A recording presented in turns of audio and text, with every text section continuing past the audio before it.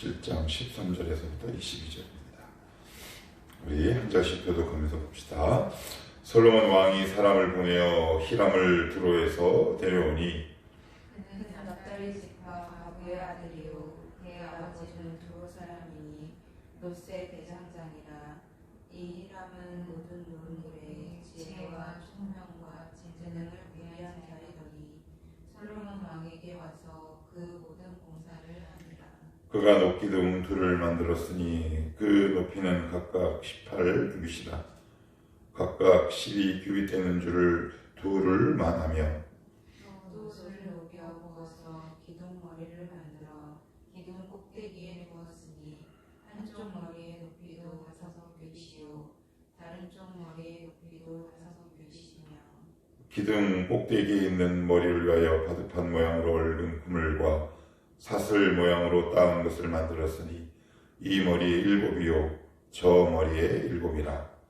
기둥을 이렇게 만들었고 또 두 줄 성류를 한 그물 위에 굽어 만들어서 기둥 꼭대기에 있는 머리에 두게 하였고 다른 기둥 머리에도 그렇게 하였으며 주량 기둥 꼭대기에 있는 머리의 4규빗은 백합화 모양으로 만들었으며 이 기둥 머리에 있는 그물을 받았고 그 머리에 같이 한 곳으로 돌아가며 각기 성류 200개가 줄을 지었더라. 이 두 기둥을 성전의 주장 앞에 세우되 오른쪽 기둥을 세우고 그 이름을 야긴이라 하고 왼쪽에 기둥을 세우고 그 이름을 보아스라 하였으며 같이요 그 두 기둥 꼭대기에는 백합화 형상이 있더라. 두 기둥의 공사가 끝나니라. 아멘. 지금 성전 공사에 대해서 굉장히 열왕기 기자는 자세하게 이야기하고 있습니다. 이제 내외 공사가 이제 얼추 끝나고 그 안에 이제 인테리어라고 얘기하면 좋을까요? 근데 그냥 하지 않고 이제 13절에 보시면 솔로몬 왕이 사람을 보내어 히람을 두로에서 데려왔다. 이게 동명이인이에요. 두로 왕도 이름이 히람입니다. 그래서 어떤 사람은 헷갈려해요. 이거 뭐냐? 그러면 두로 왕 히람이 와서 뭐 그 사람이 만든 거냐? 그게 아니라 뭐 왕이 만들겠습니까? 두로 왕 히람과 여기 놋 장인 히람은 동명이인입니다. 이렇게 이해하시면 돼요. 그래서 우리 큰 조감도를 한번 이렇게 그려보시면 성전은 이방 왕 두로 왕 히람과 솔로몬의 합작품으로 이루어져 있고요. 성전 안의 내부 장식도 어떤 사람에 의해서 이게 꾸며졌냐 하면 14절에 이렇게 얘기해요. 굳이 이야기하지 않아도 돼요. 왜요?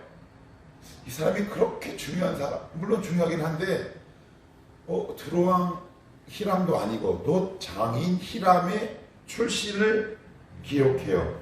그는 납달리 지파 과부의 아들이요 그의 아버지는 두로 사람이니 그래요. 그러니까 피가 반반 섞인 거예요. 반반. 히브리 피 반, 이방인 피 반. 그리고 두로 왕 반, 솔로몬 반. 이게 뭘까요? 이방과 그다음에 이스라엘의 합작품이에요. 그러니까 여기에 큰 하나님의 빅픽처가 있는 거죠. 얘들아, 너 이방 사람들의 도움을 받아서 이 성전 지은 거다. 그런데 왜 너희들 그들을 무시하냐? 그들은 이 성전을 잘못 이해해서 그것 자체가 우상화 되어버렸어요. 그래서 이방인들을 멸시하죠. 그런데 우리 주님 이방인들 멸시하지 않았거든요. 그들을 다 품으셨거든요. 왜 하나님은 두로 왕 히람의 도움을 받게 하시고 또한 내부 장식은 두로 사람 히람의 도움을 받게 하셔서 내외뿐만 아니라 구석구석 내부 장식까지 이스라엘과 외지인과 합작품을 하게 하셨는 그 메시지. 그러니까 이 사람 자체가 이 메신저인 거예요. 메시지가 되는 거예요. 이게 우리가 잘 기억해야 될 중요한 메시지예요. 교회 안에는 선택된 백성만 있을 수 없다. 교회는 들숨과 날숨이 있어야 하는 거죠. 열린 문과 닫힌 문이 함께 있어야 돼요. 교회 공동체가 되게 위험에 처할 때가 언제냐면 자기만의 리그로 꽁꽁 묶여 있을 때거든요. 그게 이제 되게 위험해요. 교회 공동체는, 하나님의 성전에도 이방인의 뜰이라는 곳이 이렇게 따로 이렇게 지정되어 있습니다. 물론 지성소는 대제사장이 1년에 한 번밖에 들어가지 못하지만 이 성전이라고 해서 이방인들도 못 들어가느냐? 그렇지 않아요. 물론 거기에 따른 적절한 규례가 있기는 하지만 근데 이스라엘 백성들은 그렇게 여기지 않았다는 말이에요. 자기네들만의 것으로 독차지했어요. 교회 공동체는 그래서 늘 외지인 들숨과 날숨이 균형을 맞추며 세워져 가야 돼요. 그러니까 자기네들끼리 이렇게 똘똘 뭉치고 자기네들이 좋아하는 것, 그리고 내가 친한 사람들끼리만 이렇게 뭉치는 것, 이게 정말 교회가 조심해야 돼요. 아직 우리 교회는 그런 일이 없는데 그럴 수 있어요. 무슨 얘기냐? 이미 우리 교회 구성원들은 안지가 오래되었다는 말이죠. 그래서 외부 사람들이 우리 교회 공동체 안에 청년들이 들어왔을 때 우리가 되게 조심할 수 있어야 돼요. 그러니까 우리끼리 너무 친해요. 너무 친한 건 좋은데 외부 사람들도 함께 덮고 가는 유연함과 포용성을 우리가 그들에게 보여주지 않으면 우리 교회도 건강하지 않을 수도 있다라는 것을 오늘 우리 메시지에서 우리가 살펴볼 수 있어야 해요. 그래서 정리할게요. 솔로몬 성전은 솔로몬의 단독 작품이 아니란 말이에요. 드로왕 히람의 도움과 그 드로 사람 놋 장인 히람의 그 도움으로 이스라엘과 이방의 연합 작품으로 세워진 것이 바로 솔로몬 성전이다. 하나님이 왜 이렇게 연합 작품을 만들게 하셨느냐? 그것 자체가 이미 솔로몬에게는 메시지요, 이스라엘에게도 메시지요, 우리에게도 메시지가 된다. 그것보다 하나님께서 그들에게 성전을 허락하신 것은 성전을 짓고 너희들만 좋아할 것이 아니라 이 성전을 내가 너희에게 세운 참된 목적을 바로 알아. 이방인들에게도 열려있는 개방적이고 열린 문과 닫힌 문이 조화와 균형을 이룰 수 있는 바른 신앙, 이것이 바로 하나님이 오늘 이 메시지에서 주시는 교훈이다. 이제 이렇게 보시면 돼요. 제가 예전에 한번 들숨과 날숨이라는 주제를 가지고 청년부한테 설교할 때 잠수병에 관해서 한번 제가 공부를 한 적이 있어요. 공부라기보다는 잠깐 이렇게 본 적이 있는데, 이제 말 그대로 바다에 오래 가 있는 사람들에게, 오래 숨을 참고 사는 사람들에게 걸리는 병이에요. 근데 저는 산소가 부족해서 걸리는 병인 줄 알았는데 그게 아니더라고요. 잠수병은 산소가 급속하게 사람 몸에 유입됐을 때 생기는 병이에요. 그러니까 내뱉는 거를 잘 못해서 한 게 아니라 이게 들어올 때 생기는 병. 저는 이산화탄소가 많이 유입돼서 생기는 병인 줄 알았어요. 그런데 산소가 유입됐습니다. 그러니까 들숨과 날숨이 50대 50 적절하게 균형을 이루지 않으면 몸도 탈이 나듯 교회 공동체도 탈이 나요. 그래서 우리 꼭 기억합시다. 사람도 들어오고 나가, 그리고 물질도 들어오고 나가, 그리고 믿지 않는 사람과 믿는 사람들의 조화, 그리고 우리 원래 친한 사람들과 외지에서 막 이 공동체에 있는 사람들과의 아름다운 밸런스, 우리가 이것을 잘 염두에 둬야 우리 청원학 교회가 건강한 교회 공동체가 될 수 있다. 이라고 기억할 수 있기를 좋겠고요. 있으면 좋겠고요. 또한 어디를 보시냐면 이제 조금 좀 넘어가서요. 21절로 보시면 이제 이 부분을 같이 한번 읽어봅시다. 시작. 이 두 기둥을 성전의 주장 앞에 세우되 오른쪽 기둥을 세우고 그 이름을 야긴이라 하고 왼쪽에 기둥을 세우고 그 이름을 보아스라 하였으며. 그래요. 21절은 굉장히 이방 신전에는 절대 볼 수 없는 거예요. 이게 뭐냐? 야긴과 보아스는 이런 말이에요. 야긴은 굳게 서다, 보아스는 그가 세울 것이다. 그러니까 모든 이 하나님 영광 받아 주시옵소서라는 얘기예요. 그런데 이방 신전은 그 누구의 이름을 세우냐 하면 그걸 세운 왕의 이름을 세웁니다. 그러면 이 솔로몬 성전이잖아요. 그럼 누구의 이름을 세워야 할까요?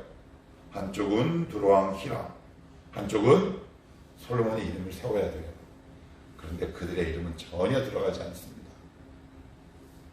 여호와께 영광이란 단어로 이 성전 공사를 마무리하고 있는 거예요.